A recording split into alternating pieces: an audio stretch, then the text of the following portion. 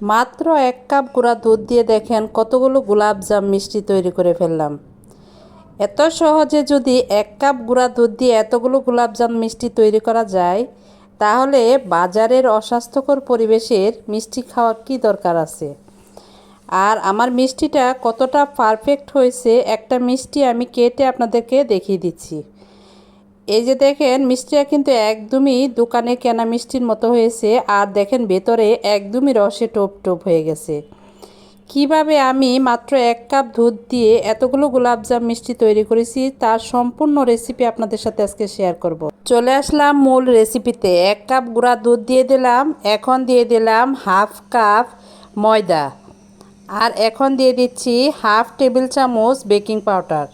এখন আমি 3টা উপাদান ভালো করে মিশিয়ে নিচ্ছি। মেশানো হয়ে গেছে। এখন আমি এখানে 1.5 টেবিল চামচ ঘি দিয়ে দিচ্ছি।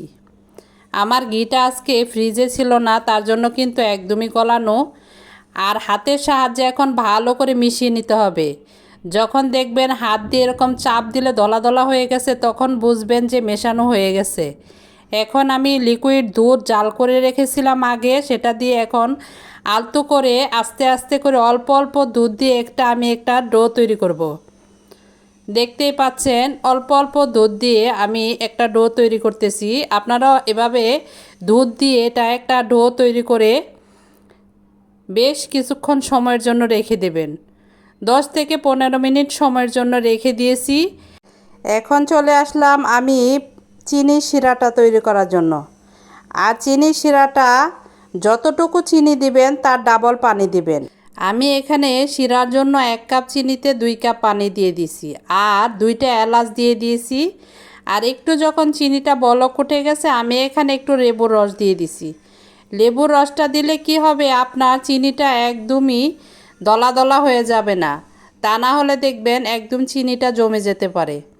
যাই হোক, চিনি শিরাটা করা শেষ করে আমি চলে আসলাম এখন মিষ্টিটা তৈরি করব। প্রথমে হাতের মধ্যে একটু ঘি লাগিয়ে নিতে হবে, যাতে হাতের মধ্যে মিষ্টিটা না লেগে যায়। এই যে দেখেন, আলতো করে অনেক সময় নিয়ে আস্তে ধীরে মিষ্টিটা তৈরি করতে হবে, যাতে উপরে ফাটা না থাকে। তারপর দেখেন আমার সবগুলো বানানো হয়ে গেছে। এখন আমি তেল বসিয়ে রেখেছিলাম, আর তেলটা কিন্তু সম্পূর্ণ গরম হওয়ার আগেই দেওয়ার চেষ্টা করবেন। আর মিষ্টিটা আমি একটু ছোট ছোট করে তৈরি করেছি, কারণ তেলে দিলে কিন্তু মিষ্টিটা ডাবল হয়ে যায় ফুলে। এই যে দেখেন, অনবরত নাড়তে থাকতে হবে, তা না হলে কিন্তু মিষ্টিটা দেখবেন একদিকে লাল হয়ে গেছে, অন্যদিকে আবার সাদা রয়ে গেছে। আর অন্য চুলায় আমি চিনির শিরাটা, যেহেতু আমার মিষ্টি বানাতে সময় লাগছে, চিনির শিরাটা কিন্তু ঠান্ডা হয়ে গেছিলো। এদিকে আমি চিনির শিরাটা একটু গরম করে তারপরে দেখেন তেল থেকে উঠিয়ে আমি এখন শিরাতে দিয়ে দিলাম। এখন আমি ঢাকনা দিয়ে ডেকে দিচ্ছি 1 ঘন্টার জন্য। 1 ঘন্টা পর চলে আসলাম। মাশাল্লাহ, দেখেন মিষ্টির কালারগুলো কত সুন্দর লাগছে, লোভনীয় একদম। একদমই বোঝাই যাচ্ছে না যে এটা বাসায় তৈরি করেছি। দোকানের কেনা গোলাপজাম মিষ্টির মতো লাগছে। যাই হোক, একটা মিষ্টি আমি আপনাদেরকে দেখিয়ে দিচ্ছি আমার মিষ্টিটা কতটা পারফেক্ট হয়েছে। খুব সহজে, দেখতেই পাচ্ছেন, মাত্র 1 কাপ গুঁড়া দুধ থেকে কতগুলো গোলাপজাম মিষ্টি তৈরি করে ফেললাম।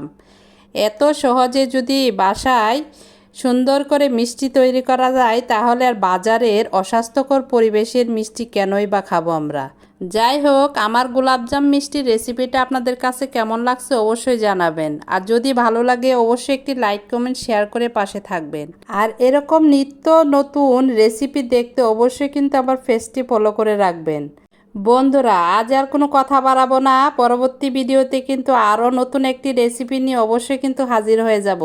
সে পর্যন্ত সবাই ভালো থাকবেন, সুস্থ থাকবেন। আল্লাহ হাফেজ।